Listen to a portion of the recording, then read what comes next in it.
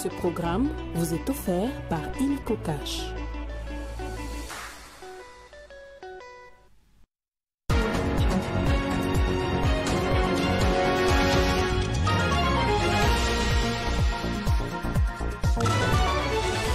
Après Kananga, le chef de l'État est annoncé en Mbuji-Mayi au Kasaï-Oriental dans les heures qui suivent. Sur place, le décor est déjà planté avec une équipe d'avance. Félix Antoine Tshisekedi est porteur d'un message d'espoir dans son fief naturel. La RDC ressemble à un enfer sur terre. Déclaration des Fridolin Ambongo au cours du réveillon de Noël à la cathédrale Notre-Dame du Congo à Kinshasa. Le cardinal catholique a longuement évoqué la situation du pays, infrastructures inexistantes, flambée des prix sur le marché, insécurité généralisée à travers le pays. 21 personnes, dont 2 policiers, ont trouvé la mort dans les violences post-électorales qui ont éclaté depuis 24 heures au Mozambique. L'annonce a été faite par le ministre de l'Intérieur de ce pays lors d'une conférence de presse. Joyeux Noël et bienvenue dans ce nouveau journal sur Télé 50. Le chef de l'État, Félix Antoine Tshisekedi, qui est arrivé ce mardi à Kananga, sera en Mbuji-Mayi au Kasaï-Oriental ce jeudi 26 décembre dans le cadre de son itinérance entamée dans les provinces du Grand Kasaï. La mobilisation est tout azimut pour recevoir ses grands fils du terroir pour ces festivités des fins d'année. Félix Antoine Tshisekedi veut se montrer plus rassurant comme partout où il est passé, évoquant les questions d'actualité au pays dans différents secteurs. Et à 24 heures de la visite du président de la République, justement en Mbuji-Mayi, Doudou Fwamba, ministre des Finances, réunit toute la notabilité de la province du Kasaï-Oriental afin de réserver un accueil triomphal et digne de son rang au chef de l'État. Il reçoit donc ce 25 décembre 2024 les députés provinciaux, les députés nationaux, les chefs coutumiers et la société civile et les autres structures de la vie nationale. Suivez. Doudou Fwamba Likonde Libotaï, hyper motivé, a balisé la voie du président Félix Antoine Tshisekedi Tshilombo, attendu incessamment au Kasaï oriental. Il a foulé les sols de Mbuji-Mayi natal. Le ministre des Finances a eu droit à un accueil digne d'une star planétaire alors qu'il vient pour mobiliser ses soutiens à accompagner les chefs de l'État dans son itinérance dans la région du Kasaï. Peu après sa descente d'avion, le ministre des Finances ragaillardi par ses performances pour la stabilisation du taux d'échange et l'embellie des finances publiques notamment a appelé à un soutien sans faille aux actions du chef de l'État, animé d'un seul souci d'offrir aux Congolais d'excellentes conditions de vie. Au terrain Kachama, noir des mondes, le ministre des Finances a rappelé ses origines kassaïennes de par sa mère et sa naissance en Mbuji-Mayi. Il s'est présenté à la population du Kasaï oriental comme leur petit-fils, grand frère, petit frère.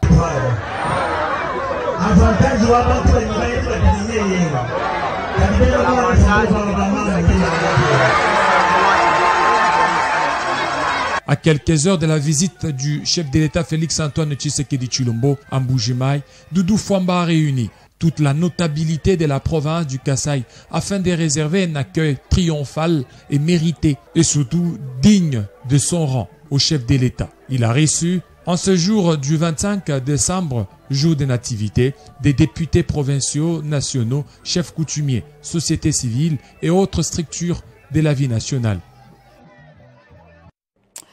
Retour sur cette arrivée du chef de l'État, Félix Antoine Tshisekedi Tshilombo, hier à Kananga, accueilli par toute la notabilité du Kasaï central, quelques membres du gouvernement et une foule nombreuse. Le président de la République a communié avec la population de cette ville dans un meeting où il a rassuré réaliser toutes ses promesses de campagne malgré le pessimisme de certains. Sur place, Félix Antoine Tshisekedi a réitéré sa volonté d'engager un débat sur la réforme de la Constitution.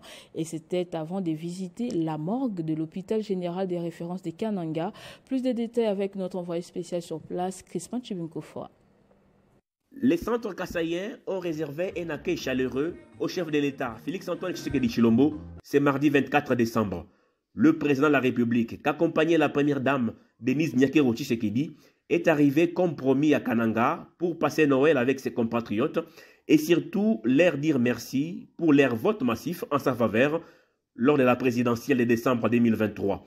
S'adressant à une foule nombreuse, venez l'écouter lors de ces meetings, le chef de l'État a d'abord salué la résilience d'un peuple en manque de tout depuis Bélirette et qui malheureusement a du mal aujourd'hui à croire aux promesses de ce nouveau dirigeant.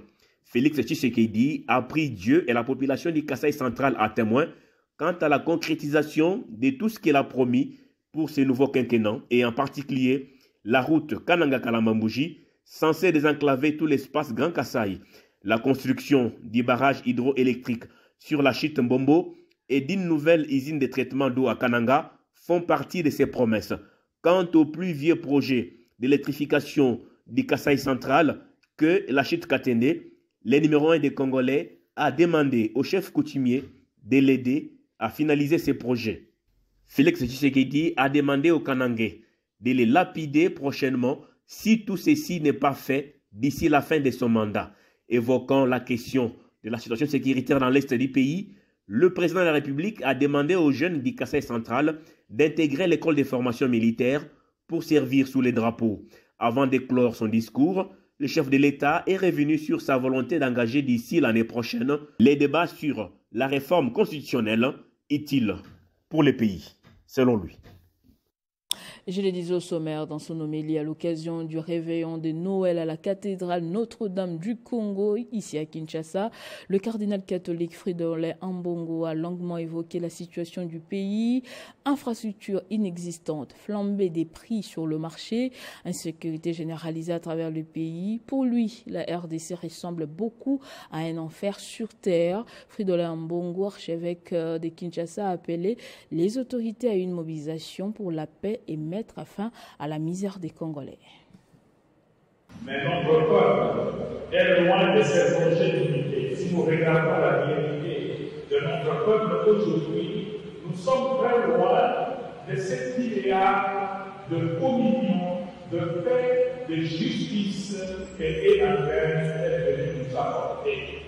Le peuple congolais est aujourd'hui loin de cet idéal. Depuis environ 30 ans, un peu plus de 30 ans, notre pays n'en finit pas de compter des morts, des disparus, des déplacés, des victimes de l'insécurité alimentaire ou des violences de toutes sortes.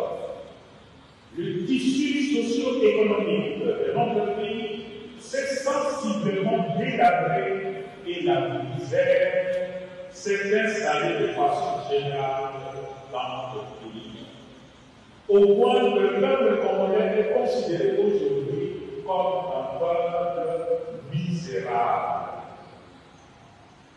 À l'occasion de cette fête de Noël, je vous exhorte à répondre à l'appel pressant lancé par les évêques de la conférence épiscopale du Congo. Appel à conclure un pacte social pour la paix et le bien-être et le vivre ensemble. Répondre à cet appel, c'est accueillir le prince de la paix qui vient de naître dans un contexte où les stratégies de la guerre et de la diplomatie ont montré leurs limites, ont échoué. Répondre à cet appel de travailler pour la réconciliation, les dialogues entre les Congolais, c'est aussi se disposer à l'espérance que nous apporte la vie jubilaire 2020. On va suivre à présent ce message de vœu du président de la plateforme Amour du Prochain et de la Patrie Congo, Sylvestre Ndang Nancy Makambo, lancé à l'occasion de la fête des nativités, de la Nativité.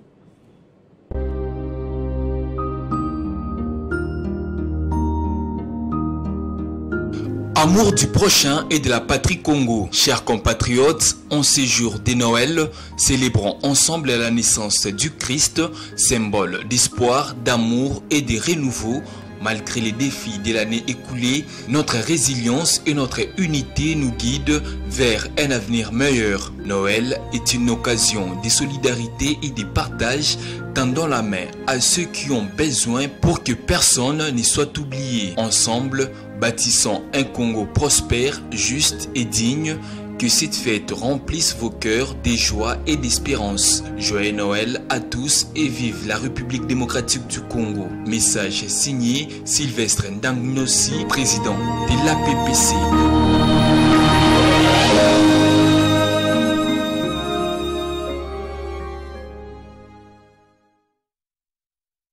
Autre chose à présent, quid de la gestion, bien de la prévention des catastrophes en République démocratique du Congo. L'organisation World Disaster Center, Centre mondial des désastres, en collaboration avec Global Hub of Technology in Congo, a organisé un atelier de lancement de leur projet pilote Mikaeli, une application et système pour la prévention et la réponse aux catastrophes.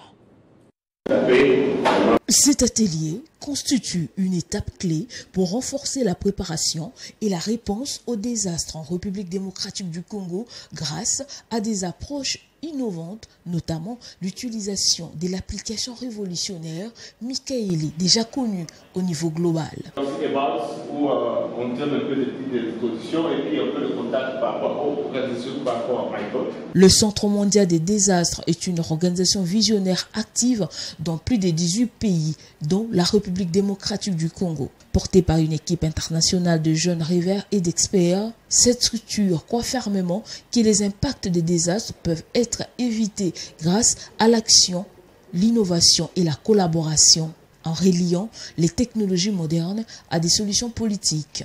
Du système de catastrophes et des risques du pays et savoir un peu qu'est-ce qui a été implémenté, quels ont été les derniers challenges par rapport au désastre et quelles ont été les propositions pour savoir comment implanter Mikaeli.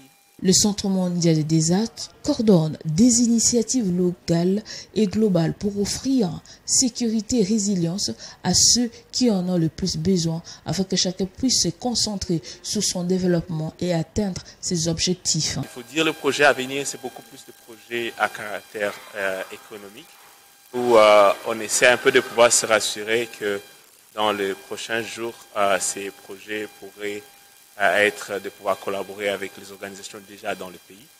Ils sont beaucoup plus axés sur les questions de crise, mais aussi et qui ont peut-être eu des défaillances dans les dernières années pour manque d'inclusion parce que les informations étaient limitées au niveau de ces décideurs. Et ensuite, des projets et bien sûr aussi collaborer avec les entreprises qui ont certaines responsabilités sociales et qui veulent aussi étendre leurs activités tout en se rassurant que dans les endroits les plus lointains du pays, les gens ont accès aux informations, les gens partagent leurs informations. Après une journée de réflexion et d'échange sur comment prévenir des catastrophes en République démocratique du Congo, cet atelier a été une occasion unique de collaborer avec des acteurs clés et de contribuer à une initiative visant à stopper les impacts des désastres en RDC en mettant en place Mikaeli, qui est une application d'information sûre.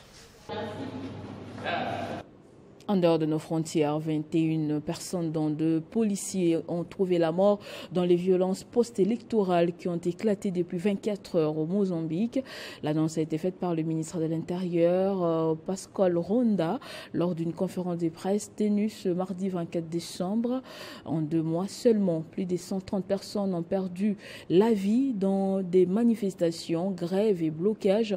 Pour la plupart des manifestants tués à balles réelles, selon l'ONG locale Plateforma Décide. La tension continue de régner au Mozambique 24 heures après la publication des résultats de l'élection présidentielle remportée par les Frélimo, parti au pouvoir depuis un demi-siècle. Dans une conférence de presse organisée mardi, le ministre de l'Intérieur, Pascoal, Rwanda a annoncé que 21 personnes, dont 2 membres des forces de l'ordre, étaient décédés lors des violences qui ont suivi la victoire de Daniel Chapo avec 65,17% de voix. 25 véhicules ont été incendiés, dont 2 appartenant à la police. 11 commissariats ont été attaqués dans les pays, ainsi qu'une prison de laquelle se sont échappés 86 détenus, a-t-il encore détaillé devant la presse, ajoutant que 4 postes des péages routiers, 3 hôpitaux et 10 sièges du Frélimo ont également été pris à partie, résultant à l'arrestation d'un total de 70 personnes. L'opposition dénonce des fraudes massives et réclame une justice électorale, appelant à manifester pour dénoncer la confirmation de résultats par le Conseil constitutionnel qu'elle juge inféodé au pouvoir. 2 mois de manifestations, des grèves et des blocages avaient déjà coûté la vie à au moins 130 personnes, pour la plupart des manifestants tués par balles réelles, d'après l'ONG locale Plataforma Décide. Et puis en sport, la fondation Calixte Mounana a sponsorisé le combat des boxe opposant le Congolais junior Ilunga Makabu et l'Égyptien Atia. Le combat s'est soldé par une victoire du Congolais. Plus de détails dans ce reportage de Jean-David Kilolo.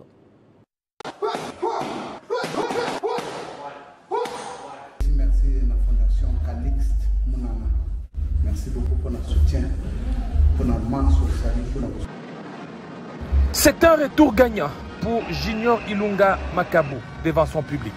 Après plusieurs mois d'inactivité, le pugiliste congolais a réussi à faire un comeback en force en battant l'Égyptien Wagdi Atia par KO au 3e round, récupérant ainsi sa ceinture mondiale WBA des poids lourds légers dans un gymnase jumelé du stade des Martyrs euphorique.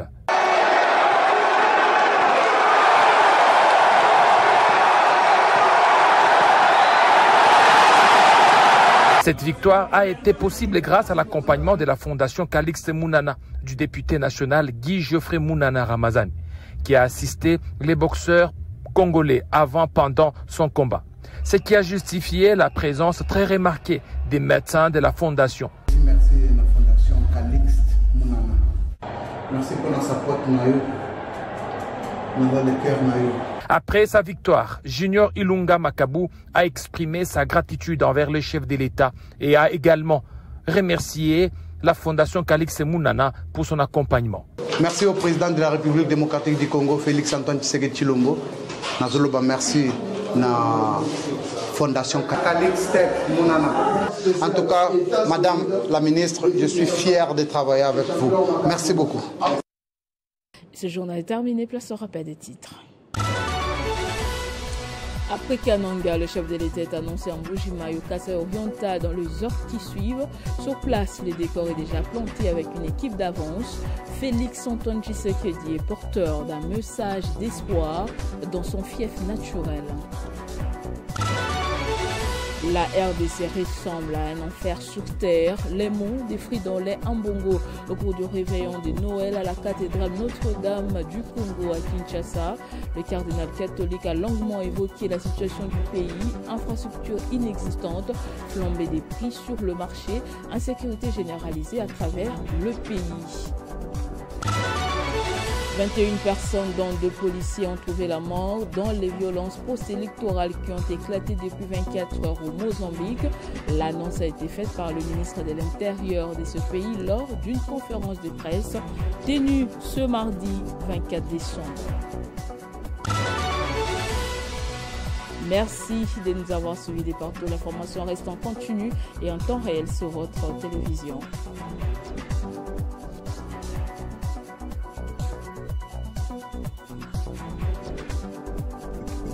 Retrouvez toute l'actualité en continu sur www.tv50.cd.